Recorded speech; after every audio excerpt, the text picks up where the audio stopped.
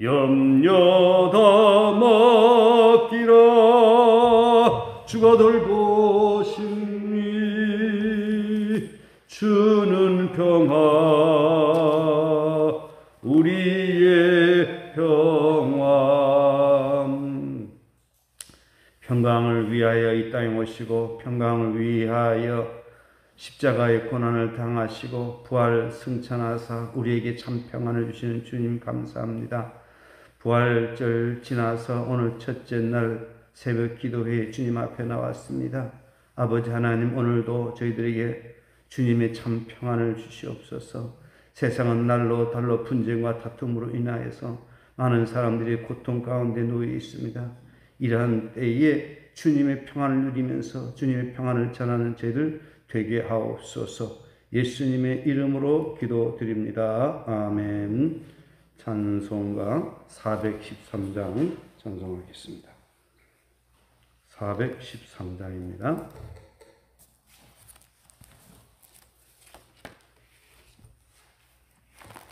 내 평생에 가는 길 순탄하여 늘 잔잔한 강 같든지 큰 풍파로 무섭고 어렵든지 나의 영혼은 늘 편하다. 내 영혼 평안해. 내 영혼 평안해. 저 마귀는 우리를 삼키려고 입 벌리고 달려와도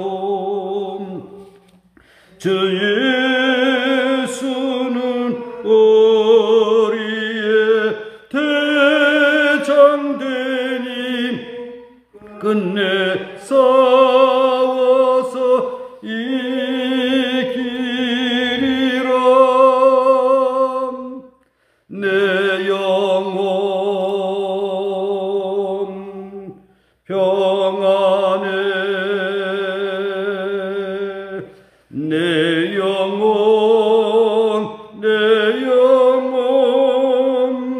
평안해.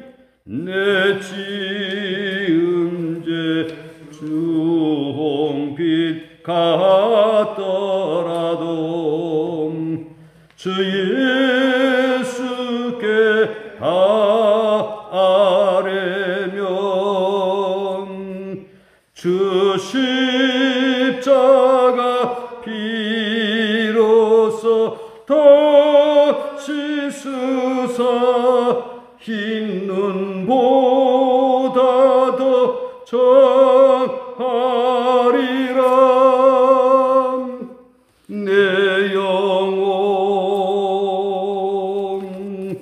평안해. 내 영혼 평안해. 저 공중에 구름이 일어나면 큰 나팔이 울릴 때에 주 오셔서 세상을 심판해도 나의 영혼은 곱수리.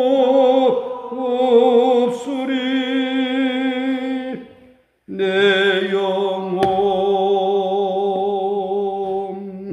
평안해. 내 영혼 평안해.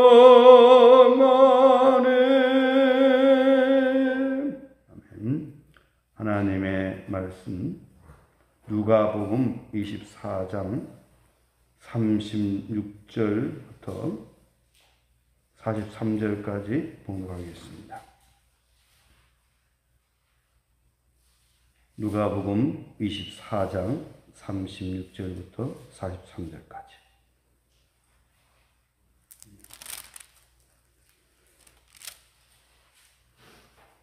다 같이 함께 봉독하겠습니다. 누가복음 24장 36절부터 43절까지 봉독하겠습니다. 이 말을 할 때 예수께서 친히 그들 가운데서 다시 이르시되 너희에게 평강이 있을지어다 하시니 그들이 놀라고 무서워하여 그 보는 것을 영으로 생각하는지라. 예수께서 이르시되 어찌하여 두려워하며 어찌하여 마음에 의심이 일어나느냐. 내 손과 발을 보고 나인 줄 알라. 또 나를 만져보라. 영은 살과 뼈가 없으되 너희 보는 바와 같이 나는 있느니라. 이 말씀을 하시고 손과 발을 보이시나 그들이 너무 기쁨으로 아직도 믿지 못하고 놀라 비길 때 이르시되 여기 무슨 먹을 것이 있느냐 하시니 이에 구운 생선 한 토막을 드리니 받으사 그 앞에서 잡수시더라. 아멘. 예, 우리 인사하겠습니다. 오직 예수님 부활 신앙으로 무장하게 하소서. 우리 예수님이 십자가의 죽으심과 부활의 사건은 이건 정말로 놀라운 사건인 것입니다. 이것은 우리 인간의 이성으로 아무리 이해를 하려고 해도 이해할 수 없는 그런 사건입니다. 그러나 하나님께서 우리에게 믿음을 주심으로 말미암아 우리는 예수님이 십자가의 죽으심과 부활을 우리는 깨닫게 되는 것이고, 그리고 우리도 부활할 것을 소망하면서 살아가고 있는 것입니다. 부활 신앙은 입으로만 부활 신앙이 아니라 삶 자체가 부활의 소망을 가지고 살아가야 된다라고 하는 것입니다. 오늘 본문 말씀에 보게 되면 부활하신 이후에 제자들이 모여가지고 예수님이 십자가의 그 죽으심과 또 어떤 이들은 살아났다라고 하는 그런 이야기도 있고, 막달라 마리아가 제자들에게 전했지만 믿지를 않은 겁니다. 지금 또 이 본문의 말씀을 보게 되면 엠마 도상의 두 제자가 엠마로 가다가 주님을 만나고 식사를 하다가 주님을 깨달은 겁니다. 즉 예수님께서 말씀을 풀어주실 때에 그때 가슴이 뜨거워졌고 결국 주님을 알아봤고 다시금 다메섹의 엠마오 도상에서 예루살렘으로 돌아가서 제자들과 함께 합류한 그런 때에 예수님에 관한 이야기들을 도란도란 서로 주고받고 있는 그런 가운데 있었는데 바로 주님께서 그들에게 나타나 보여주셨다라고 하겠습니다. 나타나 보여주시면서 첫 번째 선포한 말씀이 있습니다. 무엇입니까? 우리 36절 다 같이 보시겠습니다. 이 말을 할 때에 예수께서 친히 그들 가운데서 이르시되 너에게 평강이 있을지어다 하시니, 뭐가 있을지어다? 평강이 있을지어다, 이렇게 말씀을 했습니다. 요한복음 20장 19절에도 보면 이날 곧 안식 첫날 저녁 때 제자들이 유대인들을 두려워 모인 곳이 문들을 닫았더니 예수께서 오사 가운데 서서 이르시되 너에게 평강이 있을지어다. 요한복음 20장 21절에 보면 예수께서 또 이르시되 너에게 평강이 있을지어다. 아버지께서 나를 보내신 것 같이 나도 너희를 보내노라. 요한복음 20장 26절에 보면 여드레를 지나서 제자들이 다시 집안에 있을 때에 도마도 함께 있고 문들이 닫히는데 예수께서 오사 가운데서 이르시되 너에게 평강이 있을지어다. 반복되는 메시지가 뭡니까? 너에게 뭐가 있을지어다? 아하, 우리 예수님은 평강을 위하여 이 땅에 오셨고 평강의 삶을 사셨고 그리고 부활하신 이후에 평강을 선언하시다라고 하는 것입니다. 예수님이 탄생하실 적에도 지극히 높은 곳에서는 하나님께 영광이요 땅에서는 어떤 사람들? 기뻐하심을 입은 사람들 중에 평화로다. 우리의 신앙의 삶에 있어서 뭐가 중요한 것이냐? 평강의 삶을 누리는 것이 중요하다라고 하는 것입니다. 평강, 평화, 강령, 그 비슷한 말들입니다. 평강이라고 하는 것은 마음이 안정되고 두려움이 없는 그런 상태를 평강입니다. 가정으로 말한다면 가정에 다툼이나 분쟁이 없이 화목한 상태에 있는 그런 관계를 평강이라고 하는 것입니다. 에덴 동산은 주님이 다스림으로 거기는 분쟁이 있을 수가 없습니다. 그러나 인간이 타락하는 이후에 하나님과 멀어짐으로 말미암아 인간들이 주인이 되어서 인간의 마음대로 살아가고자 하는 그런 경향 때문에 인간의 이해관계가 서로 상충이 되면 상충이 된 것만큼 평화를 잃어버리는 것입니다. 가장 바람직한 것은 우리 모두 어디로 돌아가면 된다고요? 여호와의 동산으로 돌아가면 됩니다. 우리 모두가 다 하나님의 주권을 존중하는 그런 사람으로 살아가게 되면 거기는 진정한 평화가 이루어지는 것입니다. 저는 여러분들에게 그냥 입으로만 말하는 것이 아니라 깨닫는 말을 여러분들에게 말씀을 여러분이 드리는 것입니다. 매해마다 부활절 행사를 지나고 매번마다 말씀을 들으면서도 한 귀로 듣고 한 귀로 흘러버리는 사람들이 너무 많아요. 특히 목회자들이 정말 바르게 해야 됩니다. 목회자들이 자기 스스로 평안을 누리면서 우리 성도들에게 전해야 됩니다. 목사가 됐다라고 해가지고 자기 마음대로 교회를 끌어가면 안 되는 겁니다. 목사도 철저하게 하나님의 주권을 존중하면서 성도들을 하나님께로 인도해야지. 내 뜻대로 안 된다라고 해가지고 혈계를 부리고 그래 목회자로서의 그 품위를 잃어버리는 것입니다. 교회의 장로 마찬가지입니다. 내가 교회 장로라고 해서 그걸 마침 권세자로 생각해가지고 된다 안 된다라고 하면서 목회자를 힘들게 하는 이런 장로도 많이 있습니다. 성도들에게 마침 무슨 벼슬 얻은 것처럼 성도들을 괴롭게 하는 그런 장로들이 나쁜 장로들이 많이 있습니다. 이런 것들이 다 평강을 깨뜨려버리는 인본주의에서 나온 것입니다. 가정에서도 마찬가지입니다. 내가 가장이라고 해가지고 가정을 함부로 가족 식구들 대하고 아내를 우습게 생각하고 자를 우습게 생각해가지고 자기들이 아내의 인권을 무시하는 이런 남자들도 많이 있습니다.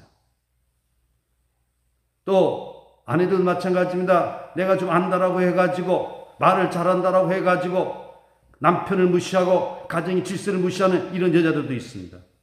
이런 것들은 다 인본주의에서 나온 것들입니다. 우리는 철저하게 하나님의 주권을 존중하는 그런 신앙의 사람으로 살아가게 될 때 주님이 주시는 참된 평강을 누리게 된다라고 하는 것이죠. 그런 평강이라고 하는 게 뭐야? 평안이라고 하기도 하고 영어로는 peace. 히브리어는 샬롬입니다. 아람어로는 쉘람. 여러분 이거 다 알 필요는 없습니다만 헬라어로는 에이레네 이렇게 번역이 되고 있습니다. 이것이 평화. 그래서 우리 주님께서 이 땅에 오신 것도 십자가에 죽으신 것도 부활하심도 평강을 위한 것이다라고 하는 것이죠. 골로새서 3장 15절에 보면 골로새서는 그리스도론으로 유명합니다. 또한 빌립보서도 그러하고요. 그리스도의 평강이 3장 15절 그리스도의 평강이 너희 마음을 주장하게 하라. 뭐가 주장하게 하라? 그리스도의 평강입니다. 우리 주님께서 이루어 놓으신 그 평강을 우리 누리면서 그 평강에서 우리는 살아가야 된다라고 하는 것입니다. 그래서 이 평강이라고 하는 그 말 기본 개념은 원만한 것, 건전한 것, 안녕, 인간의 행복한 존재 상황이 상정되어 있는 것을 말하고 있습니다. 오늘 우리는 다툼이나 분쟁이 없는 안정된 그런 상태를 우리는 살아가야 되는 것입니다. 그런데 이 세상은 그러하지 못하다라고 하는 것입니다.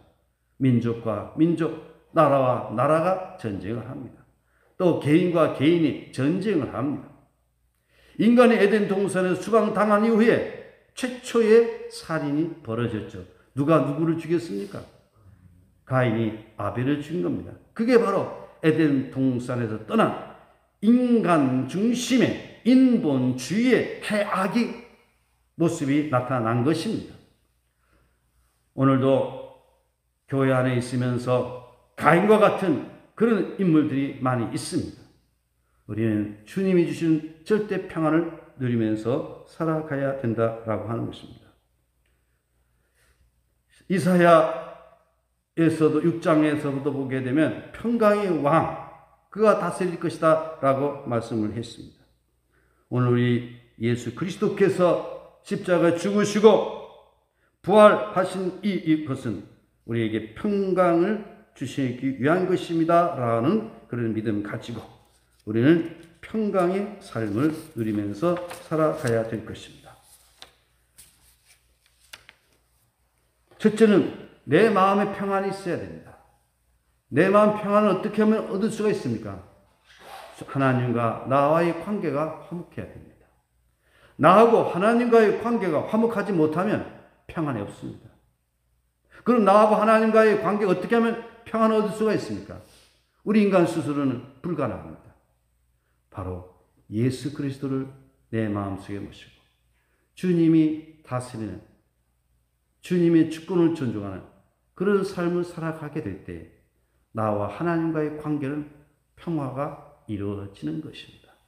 단순히 예수님을 구주로 영접하는 것으로 머무는 것이 아니라 주님이 내 안에 계셔서 주가 다스리는 그런 삶을 살아가는 것입니다. 바로 그런 삶은 갈라디아서 2장 20절 말씀 그대로 내가 주님과 함께 주는 겁니다. 나의 육신의 혈기, 나의 방탕, 방종 이런 것들이 다 십자가에 다 죽어버리는 것입니다.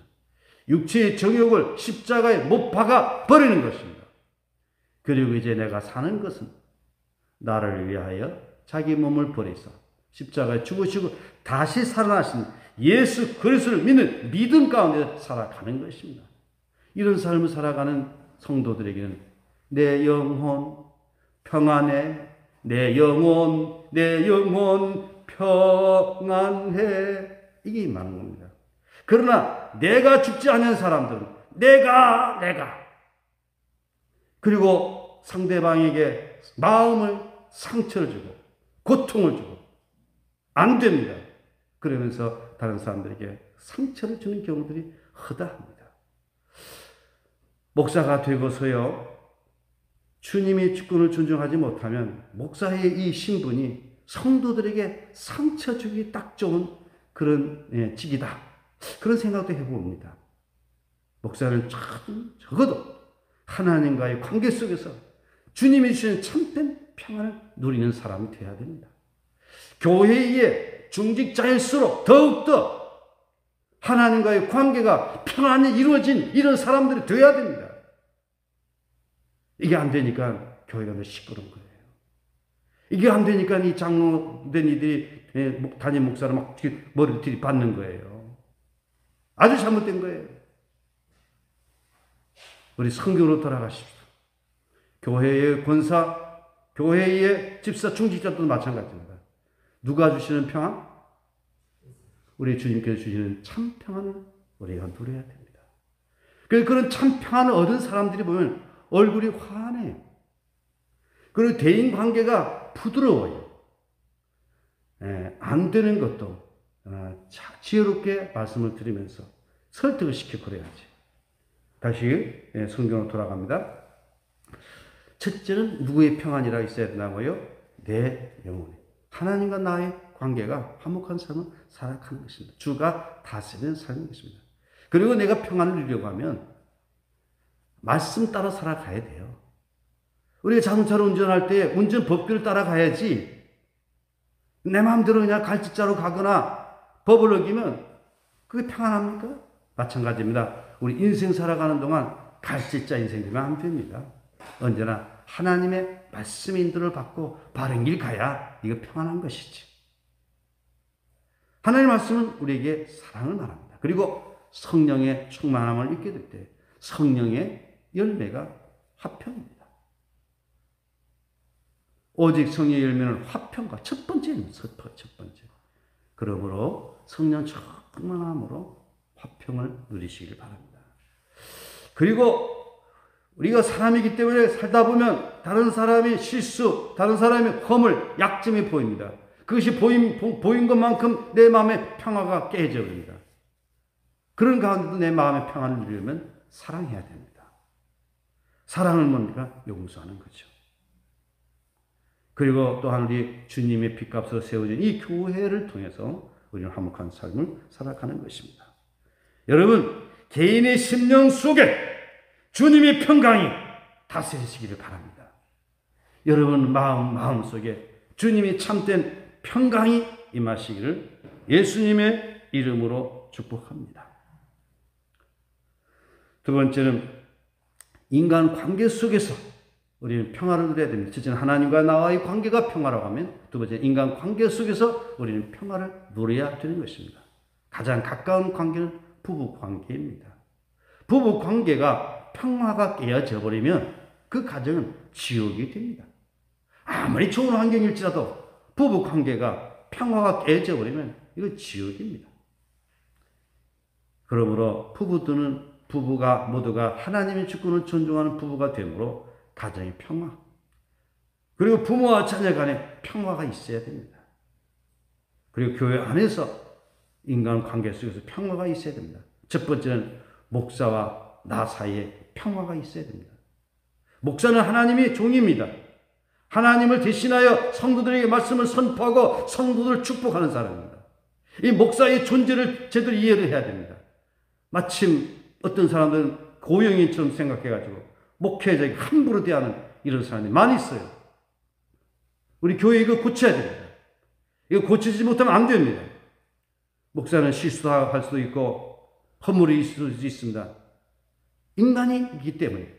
그러나 그런 것들은 우리가 덮어주고 가려주고, 그리고 목사는 우리에게 하나님 말씀을 전하는 하나님의 종이다, 하나님의 사자다라고 하는 그런 생각을 가지고 존경해 들어야 돼요.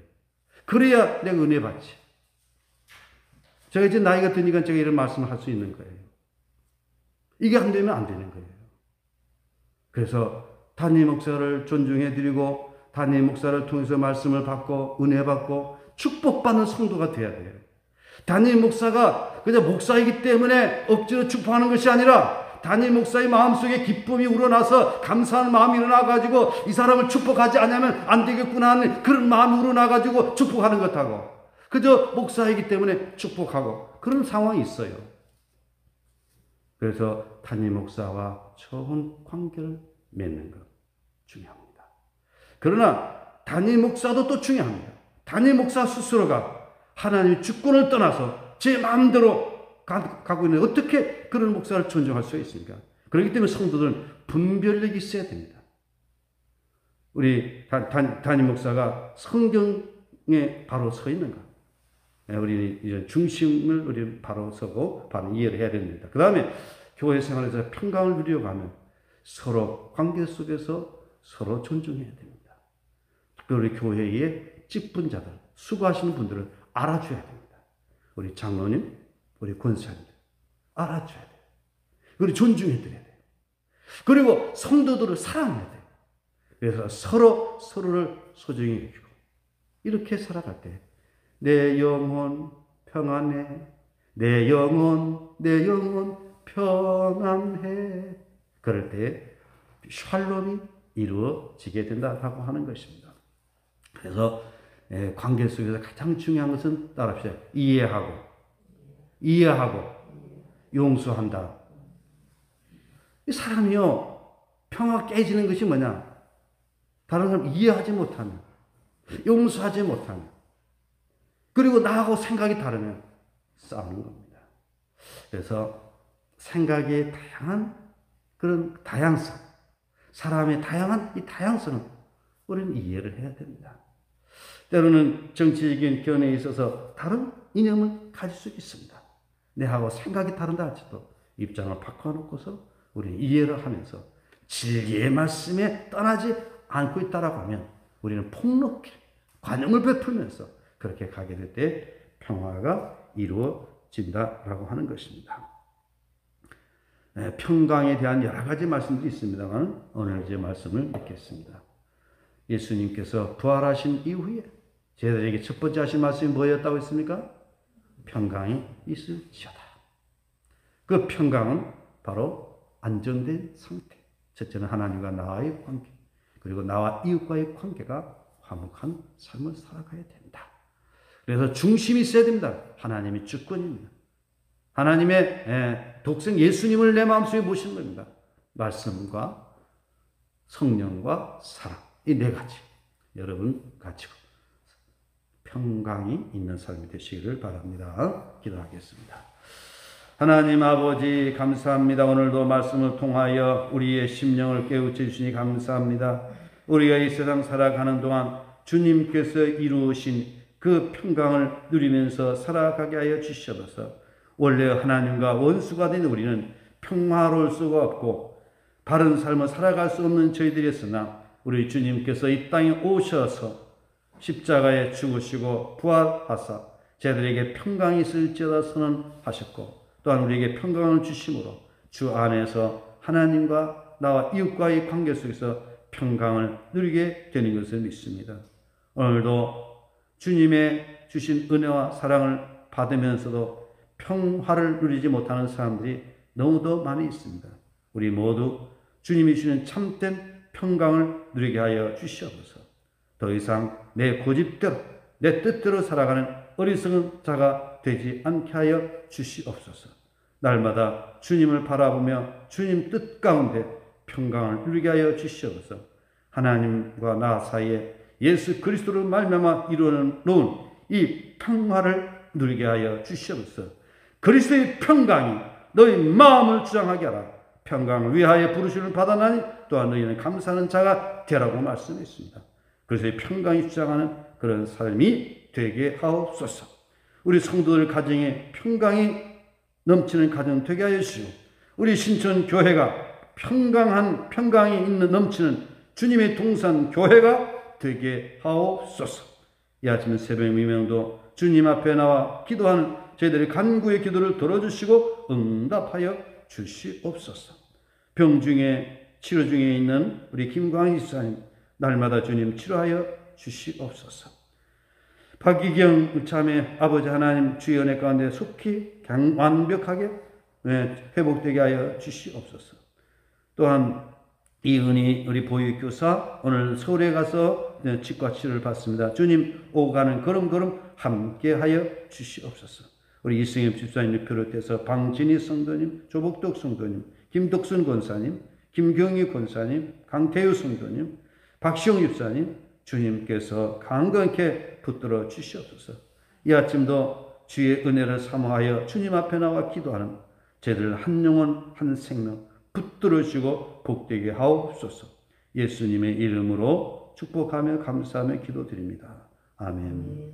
하늘에 계신 우리 아버지 이름을 거룩하게 하시며 아버지 나라가 오게 하시며 아버지 뜻이 하늘에서와 같이 땅에서도 이루어지게 하소서. 오늘 우리에게 일용할 양식을 주시고 우리가 우리에게 잘못한 사람을 용서해 준 것 같이 우리의 죄를 용서해 주시고 우리의 시에 빠지지 않게 하시고 악에서 구하소서. 나라와 권능과 영광이 영원히 아버지 것입니다. 아멘. 네, 오늘 주신 말씀을 기억하면서 부활의 신앙, 그 평강의 삶을 누리게 해 주시옵소서. 남은 삶의 여정, 그리스도의 평강이 내 마음을 주장하는 그런 삶을 살아가게 해 주시옵소서. 기도하시다가 귀하시고 우리 교회에 주님의 평강이 임하게 해 주시옵소서. 담임 목사와 성도와의 관계, 또 성도와 성도와의 관계, 하나님과 성도와의 관계가 진정한 평화가 이루어지는 그런 신촌 교회 되게 해 주시도록 우리 주여 세 번 부르짖고 통성을 기도하시고 나라와 민족을 위해서도 함께 기도해 주시기를 바랍니다. 우리 주여 세 번 부르짖고 통성을 기도하겠습니다. 주여 주여 주여. 하나님 아버지 감사합니다. 오늘도 살아계셔서 우리 함께 해주신 주님을 찬양합니다. 우리가 주를 믿는다라고 하면서도 내 마음과 내 뜻과 내 고집도